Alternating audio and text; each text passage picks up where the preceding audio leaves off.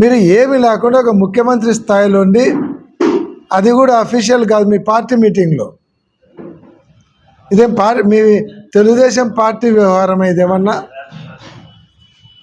మీ party మీటింగ్లో ఈ దీంట్లో పంది కొవ్వు కలిసింది, గొడ్డు కొవ్వు కలిసింది, తర్వాత ఫిష్ ఆయిల్ కలిసిందని మీ గవర్నమెంట్ మీ పార్టీ మీటింగ్లో చెప్పుకోవడానికి ఇదేమన్నా పార్టీ అంతర్గత విషయమా? అక్కడ పెట్టి దాన్ని మీ సోషల్ మీడియాలో దాన్ని బూమ్రాంగ్ చేసినారు. చేసి ఏం చేస్తున్నారు? ఇంకా దాన్ని తప్పని తేలింది.